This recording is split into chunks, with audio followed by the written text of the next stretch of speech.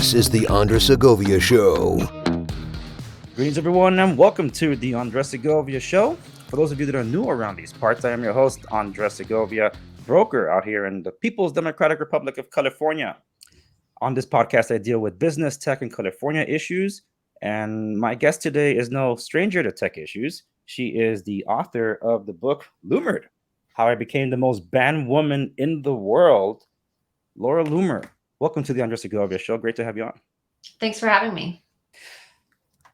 I had a poll up of my audience before I made it a little public that I was having you on the program. Over 80% of respondents have said they never heard of Laura Loomer, which is sad, but we'll find out why. So for those who do not know you, can you please let them know who you are and what you do? Yeah.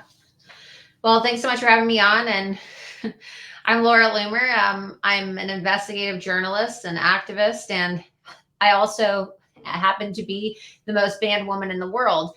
I've been banned on all of the social media sites, and only recently, right, thanks to Elon Musk, was I given my Twitter account back. As you said, I'm the author of the book Loomered, How I Became the Most Banned Woman in the World. After I found myself banned on all these different social media sites for doing my investigative journalism, I decided to start pursuing more free speech activism and started filing litigation against the big tech social media giants fighting for free speech rights and the civil rights of people who are being deplatformed and silenced. And eventually it inspired me to also run for Congress. And so I ran for Congress as an America First Republican in Florida in 2020, and then also again in 2022. Mm-hmm. Yeah. And some people might think, well, she's banned from social media. And for people that might hear about that stuff, like, oh, they probably deserved it or whatever. And I think people are a little misguided because they don't understand the ramifications of what that actually means. They hear cancel culture, they hear fact checks, but they don't really know what all that stuff actually entails. It's like a whatever thing. And I think this serves and something that happened with your Twitter. I want to bring up a little later. I don't hope we have time for that, but something that people don't understand. You and I are probably a decade apart in age. I'm not going to ask for yours, by the way, but we're about a decade apart. And in the time frame of that tech that was developed, I could say that you grew up more in that tech space because it was part of your growing up. You were basically growing up with it versus me seeing the stuff be born and then adopting it into my life. Yeah, absolutely. So for someone that became an investigative journalist, where did you store almost everything you had? So I'm 29 years old, and you're absolutely correct in that, my generation, the millennials, I guess you would call us, we really grew up in the age of the internet. And so my generation has been accustomed, right, to utilizing the internet for all aspects of their lives. And, as an investigative journalist, you utilize social media in order to push your information out, to push your content out, and to push your stories out. And so prior to being banned everywhere, of course, I utilized my social media platforms in which I had, a lot of followers, like millions of followers across all the platforms before I was banned, to push out this information. And when you are witnessing, right, a decrease in television news, broadcast news, and print news, and kind of the more popular trend in news and journalism today is maybe independent media and people utilizing social media to push that information out. It puts you at an extreme disadvantage when you're, banned. It also puts you at an extreme disadvantage when you're a candidate for office and you're banned, because we see how social media is used to reach voters and to convey messages and to communicate with a constituency. And, whether it be Barack Obama or Donald Trump, we saw this revolution in our own political system, on the Democrat side and the Republican side, with the use of social media and sites like Twitter and Facebook in campaigning. And so it's an invaluable tool. And when one individual or one candidate is denied access to those sites simply because of their political affiliation, like I was, right, the first deplatformed banned candidate in United States history, which means I was the first candidate to ever run for office and be denied access to social media. It puts you at a huge disadvantage because it is illegal election interference. Mm. Yes, it definitely is. And for some people, like, well, I'm never going to run for office or anything like that. Look, when I grew up, I still remember going to university and someone coming up to me and says, "Hey, would you test Microsoft OneNote? Hey, Facebook is arriving. They're opening up slots for this university. Do you want to try it out?" That's different than someone that grew up on it, it's like I didn't want Facebook. I didn't use Facebook, but our classes for our studies and our study groups and all that, they created a Facebook account for me. That's how I ended up getting a Facebook account, not because I did it, but because it was done for me among my the team circles for our classes. It before that was MySpace, Friendster, all this other stuff, and it's like whatever. I didn't feel like I needed to be a part of it. I didn't care, and I had Facebook, and I never used it. It's part of a daily communication, and some of the younger crowd says that stuff's boring. I moved on to the other things, not knowing if you're on Instagram, you're technically on Facebook, you're on WhatsApp, you're technically on Facebook, which is now Meta and all these different things. So these guys are gobbling up all these other places. Like, yeah, I'm not on Facebook because it's not cool. No, but you're there. So when you're banned, say from Facebook, which then ex facto means you're also banned from Instagram, possibly WhatsApp. If you're banned from all this, you're banned to that access. And some people think like, well, what does it matter? You're socializing. You just hit the nail right on the head. Being able to reach other people, especially if you have a not just a political candidacy, but business, whether you're providing a good or a service, now you can't reach that clientele. And despite the fact that how many people might feel, I don't want to be on Facebook. Yeah, but where's your clientele? They're on Facebook. And that's also happens for Twitter. You're not on Twitter. Where is the conversation happening? Where's the people you want to reach? Well, they're on Twitter. And if you can't be there, then how can you reach them? And that's not also everything. It so happens that because you grew up on that, and this is something you highlight in your book, where a lot of your stuff was on these tech platforms, your life was digital.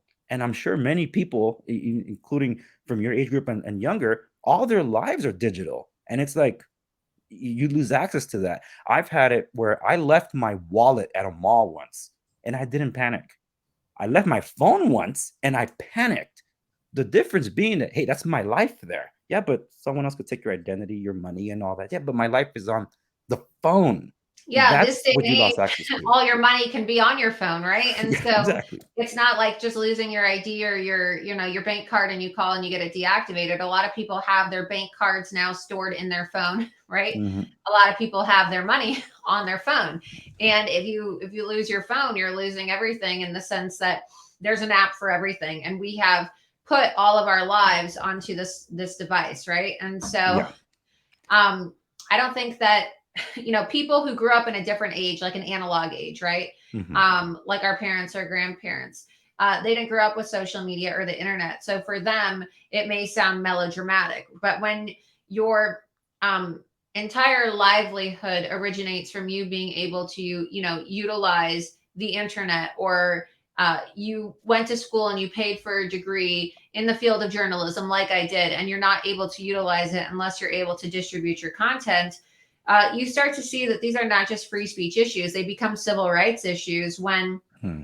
5 billionaires in Silicon Valley are deciding who gets access and who doesn't get access, right, to these sites. You're trying to predestine somebody's future and the potential that they are able to express in a digital world, in a digital public square, which we find ourselves living in today. Yeah. And uh, there's a couple of other tech companies that we didn't mention that you're also banned from, but it extends to that. But before that, I don't want to miss this thing about Twitter, because you proved something to me that I suspected from the very get-go. I left Facebook a couple of years ago. I left Twitter last year. I burned every bridge that I made. I was a movie critic. I covered a lot of the same things you did, but more localized here in California. I've been doing this since 2003 as a newsletter, before it went into a blog, before it became a podcast, before it just became literally microblogging on Twitter. It became like my go-to tool. But then I just hated what Twitter was doing. I ended up leaving Twitter, and I rebranded the show and brought this back 4 years ago, but in more of business and helping people be smarter, work smarter, not harder through tech. But every time I brought that up, I always ran into this issue where it's like, I got to talk about some things people will consider political, but it's also because, hey, I got to warn you. I've warned years ago about social credit system style stuff and things like that. And then when they hear that, oh, Alex Jones gets banned, or Lord Loomer gets banned, for anybody that's in the know, it's like, oh yeah, they probably deserved it and all that. It's like, well, here's the thing: that are you either, whether you like a person or not, it's not the issue. It's, is it constitutional? And it was not constitutional, and it wasn't a thing that was a violation of terms of services. It was just like, we don't like you, and that's, and if we allow that kind of power to companies that want our so-called platforms, not publishers, then we're all at risk. And I think more people have woken up to that than not, but more people still need to know because they're being gaslit. And you're a prime example of that, because very few people have heard about people being banned from like Airbnb or an Uber Eats or a Lyft. Absolutely. Mhm. Yeah, and are you also banned from Airbnb?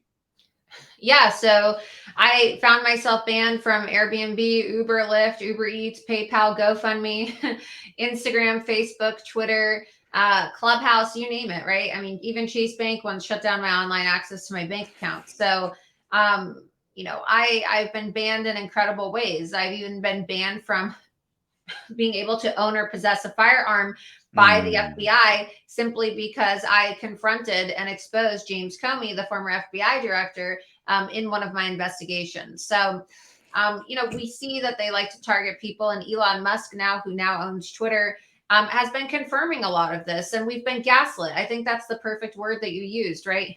We have been gaslit by the elites in the media and politicians into thinking that we're conspiracy theorists, right? There's something wrong with us, and that we're making this up, and that we're just making things up to justify our own narrative. But no, Elon Musk, who purchased Twitter, described Twitter as both a social media site and also a crime scene.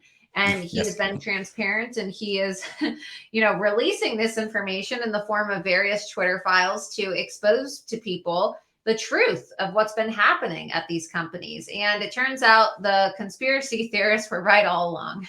Yeah, I hate using that. I use a GIF, whatever people want to call it, from Jurassic Park, where Ian Malcolm says, "Boy, I hate being right all the time." That's kind of how I felt. But Right. in terms of proving something that happened by you being restored by Twitter, it proves something to me for why I decided to leave from Facebook. I decided to leave from Twitter because, like, hey, I'm taking my data with me. Because if you ban me, I don't know you're gonna keep the data. When were you banned from Twitter? So I was permanently banned from Twitter in November of 2018.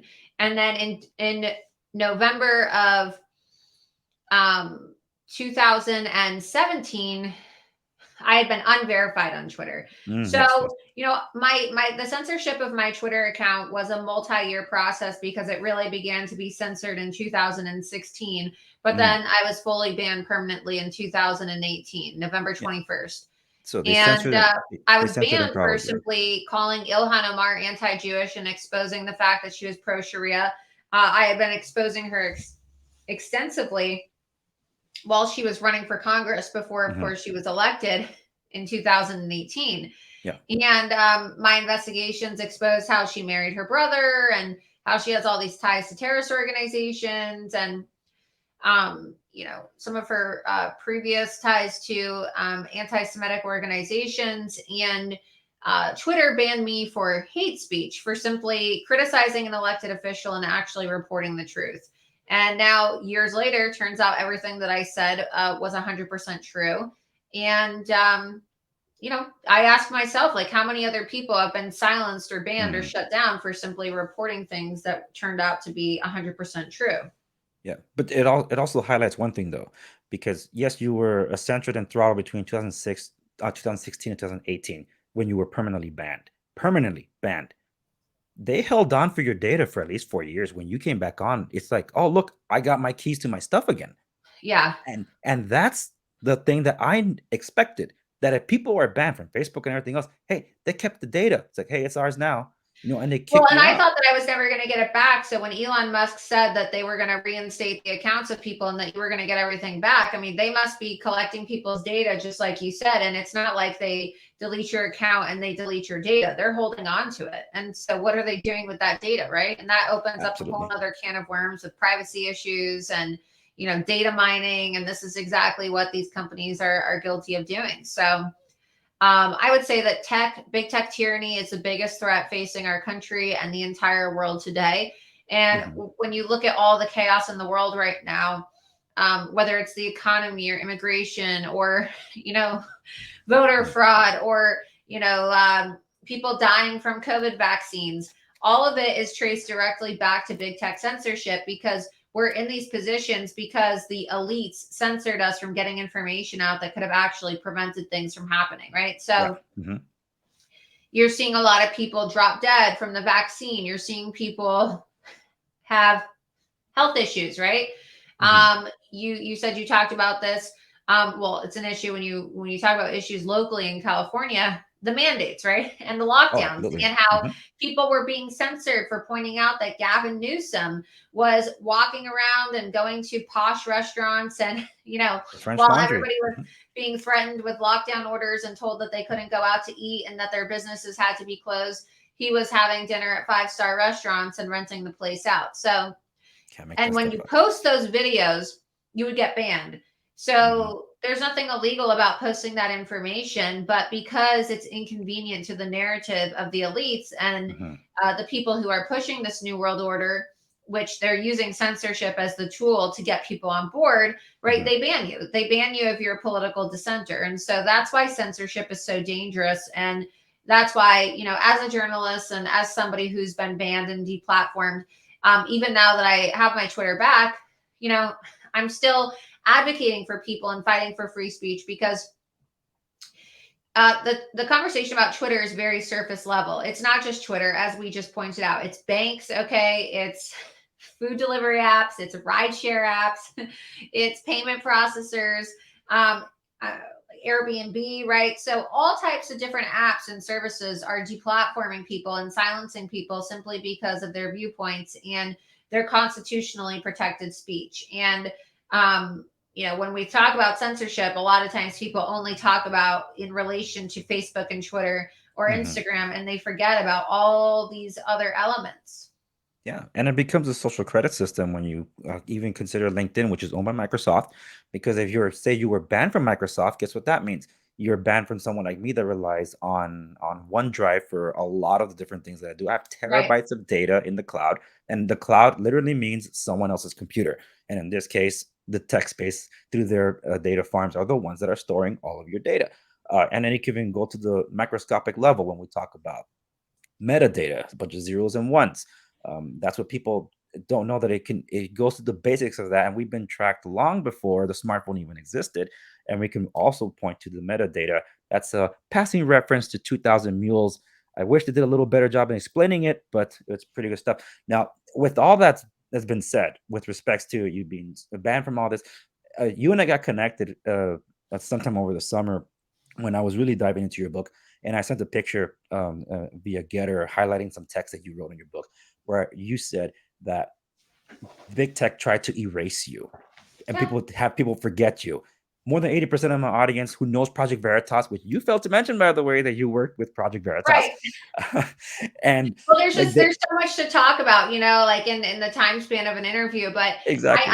when I say I'm a journalist, I got my career started working with Project Veritas doing undercover journalism, and then I started my own media company. And so, um, I wasn't banned while working, right? While working for Project Veritas. I was banned when I started my own media company. But when I was working for Project Veritas as an undercover journalist, but then also as a communications director, I had access to James O'Keefe's social media. I ran his social media and his the Project Veritas social media accounts.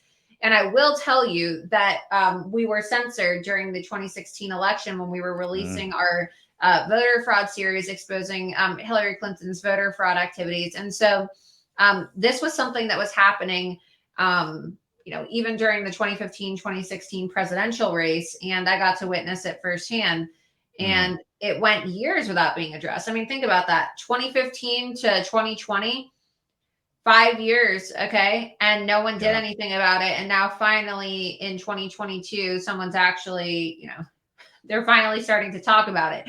And when I say Yeah. nobody did anything, obviously people like myself and other grassroots activists and some journalists did something about it. I've certainly filed numerous lawsuits against big tech over the years. But when I say nobody, I'm talking about our politicians did not do anything to address this issue.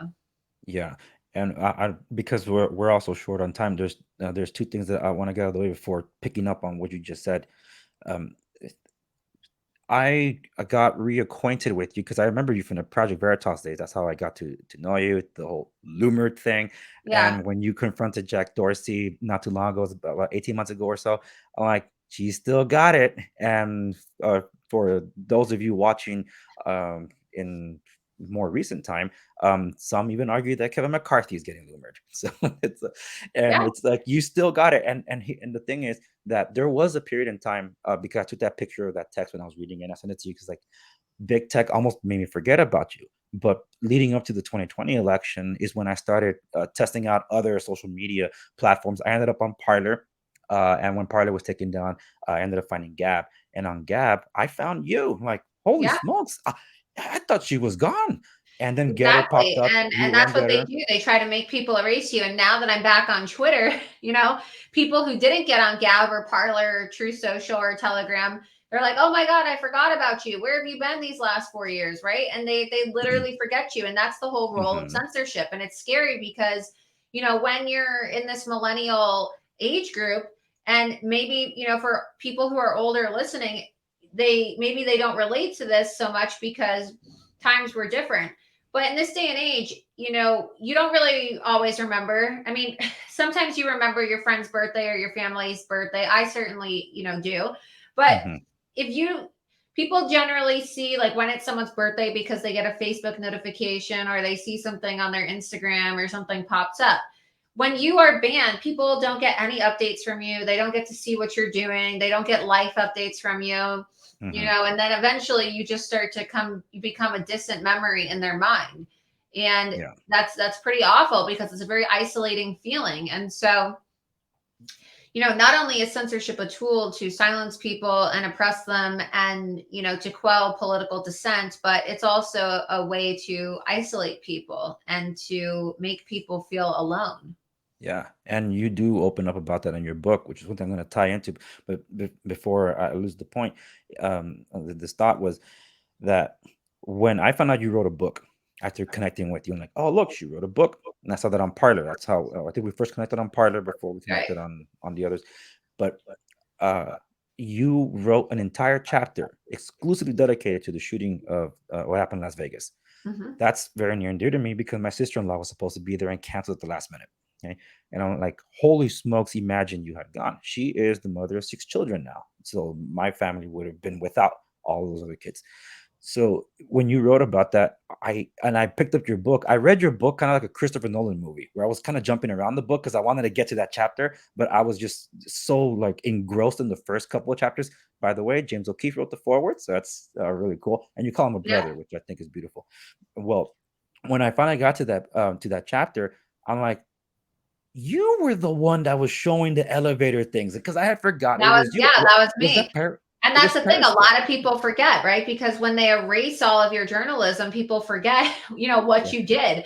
And yeah. now, like, I'll have people sometimes make really nasty remarks to me, like, "Oh, what have you done?" Right?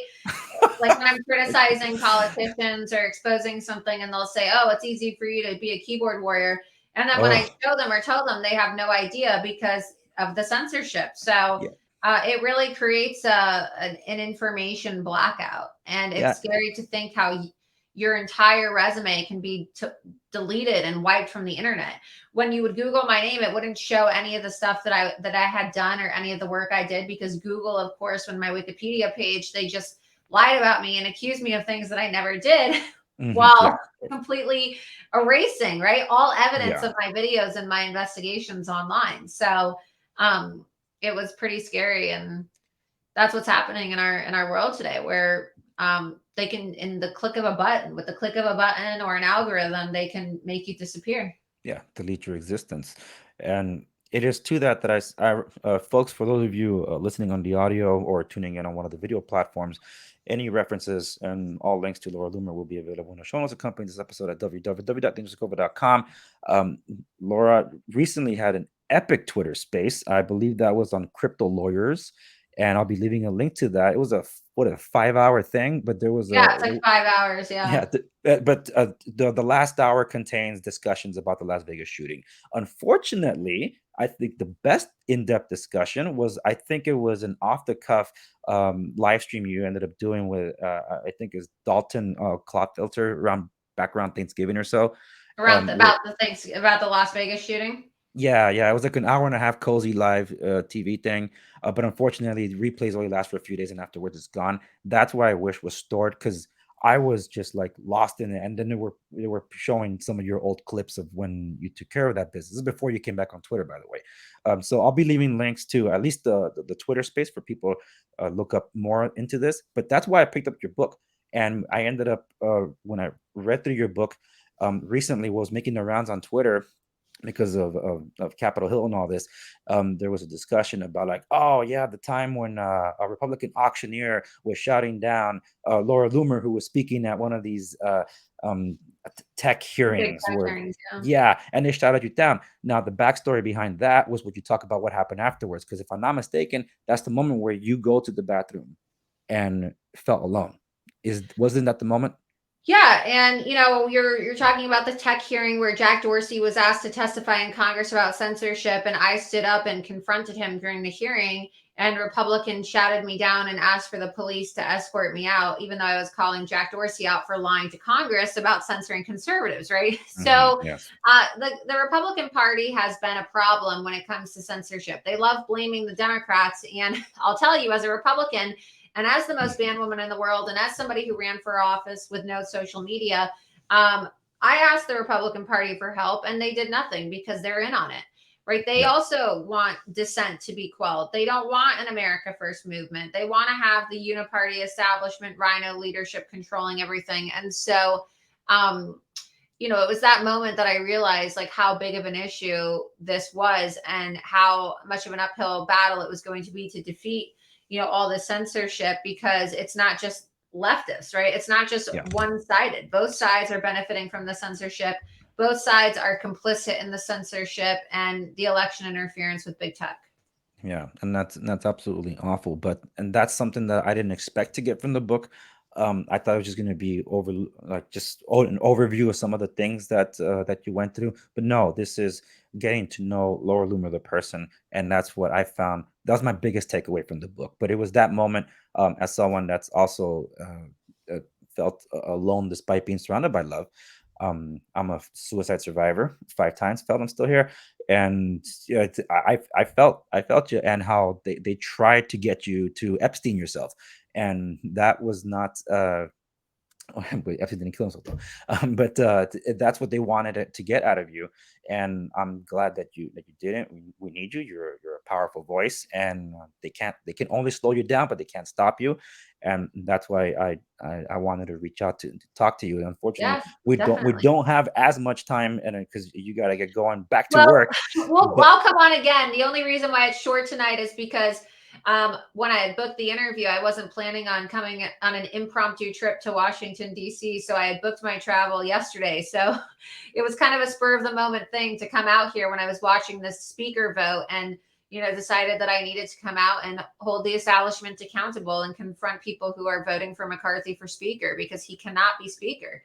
And no, but I'm definitely going to come back on because I'd love to have they you back on. adjourned today. I was thinking that I was going to be done for the night and be able to just, do this podcast and talk to you for however long. But, these Republicans can't seem to realize that we, the people, are over Kevin McCarthy, and we don't want Kevin McCarthy as our Yeah, speaker. So and there's a lot of content and, videos that I'm going to be filming here, confronting politicians that I can share with you. And I definitely want to come on again because I agree with, what you're saying. And yeah, these are and important conversations. yeah, and I love to have you back on. That's why I purposely, when I first reached out to you, purposely picked, or this is the first time I'm introducing this segment, by the way, because you got to get going here. A rapid fire section of questions of yes or no or just one worded answers, Yeah. because like I knew this would happen. I'm like, no, anything can happen. I got to be prepared for the anything. But we will do another one maybe next week or so. We can even just Hey, do a follow hey, up one or the week after. you tell me. It's like, hey, we're And we Loomer can part go two. through the clips because I'm out here confronting all these Oh, politicians and we can go through them all because I definitely want to give you a lot more time. yes, because that AOC thing was gold. That was so beautiful. I I Thank I, you. I laughed too hard. Thank you for clipping out just that moment. Like, that's It was that's golden. funny. But hey, if you if they made a biopic about Laura Loomer, who will play you in the movie? Wow. I don't know, honestly. I don't really watch a lot of movies, so I don't know. Mm. I mean, I'm not sure who would be able to film me. Who do you think should do it? I asked myself the same question. Maybe Angela Huston, even though she's a hardcore leftist, but back in her heyday, because you almost did pull off the Morticia look from her from way back when. Like, holy smokes, is that Yeah, Morticia? No, that's Laura exactly. Loomer. Like the dark hair. I have some highlights, like some Yeah, red in my hair now too. yeah, and But yes, I did notice that. I'm like, wait, did you get those while you were on vacation? Was it Costa Rica? But I don't remember. no, I just did this I had them done actually before I left, and then red is kind of one of those colors that takes a lot of maintenance. So when I was Gotcha, in the ocean a lot, and then the salt water kind of it's hard on the highlights, but now it's just a little bit of red, just to break up gotcha. the black. Well, Yeah, I think they compliment you well. thank you. Well, if with Jack Dorsey, I want to see a film about Laura versus Jack Dorsey, but how could that not be a rom com? Yeah, it's funny too because Jack Dorsey was actually interviewed by Rolling Stone magazine a couple of years ago about when I handcuffed myself to Twitter. And he was like, I respect that. I like Laura Loomer's protest. Like it was kind of punk rock. And it was funny because they asked him about it and how, he felt about me doing what I did. And, but look, I think that we're not going to heal as a country. We're not going to heal as a world unless people who committed these crimes are, faced with justice. So Yeah. we need justice, especially for the victims of censorship. And just think of how much harm has been carried out in our world over these last few years, especially with the Mm, rise of, the COVID lockdowns due to censorship. And yeah. so, just think of everything that's happening in the news cycle right now and how it's impacted by censorship. And I think that Jack Dorsey, as I've said to his face on multiple occasions, he's guilty of election interference. He's guilty of human rights Uh, violations, and he needs to be held accountable. yeah. Well, it's along those lines. I ask you this question: what's the biggest threat to democracy? Is it a big tech, communism, the elites in each party, or pineapple on pizza? I would say that it's big tech tyranny because big tech Okay. tyranny is a form of communism. All right, and this question, because I need the answer to this: would you rather be stuck in an elevator with Rashida Tlaib, Alejandro Ocasio Cortez, or get a lecture? Oh, sorry, I mixed these up. Would you rather go karaoke with Ilhan Omar, or would you rather be stuck in an elevator with Alejandro Ocasio Cortez, get a lecture from Rashida Tlaib, or handcuff yourself inside a Shark Tank? What was the third one? Get a lecture? What? Get a lecture from Rashida Tlaib. I don't know. Maybe karaoke would be interesting. Maybe karaoke would be, With Ilhan Omar? yeah, because she hates me so much. So maybe if we would be forced to sit there and do something that's supposed to be fun. But, Yeah. yeah, Uh, and she definitely does not like me. yeah, and well, it's since you're gonna be live streaming soon. What video games are you gonna be live streaming? Well, I don't play video games per se, but I Not have even a Super Kobe Mario. channel now, and I'm just going to be streaming and doing some commentary and maybe streaming some videos. All Maybe right. I should start playing though, right? Right.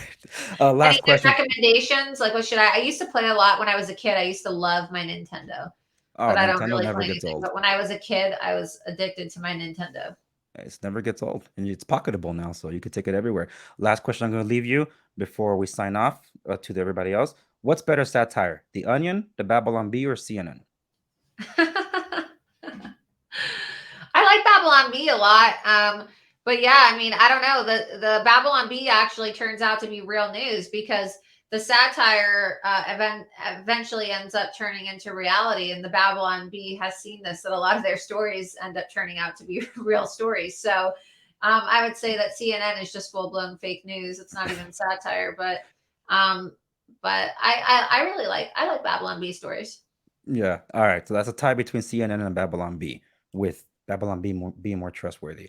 Laura Loomer, where can people find you online nowadays? Now that you're back on Twitter too. Well, I'm on Gab and Parler and Truth Social and let's see where else, and Getter at Laura Loomer, and then I'm on Twitter now again, thanks to Elon Musk, at Laura Loomer, and then I'm on Telegram at Loomered Official, and then I have my own website, Loomered, LOOMERED.com, and then as you pointed out in the beginning, people can also order my book, Loomered, How I Became the Most Banned Woman in the World. And I have signed copies available on my website, Loomered.com.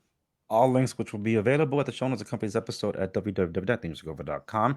Don't hang up yet, but we're signing off for everybody else. Thank you very much for joining me. Laura, I'd love to have you on. You say when, and I'll make it happen. Sounds good. Thank you.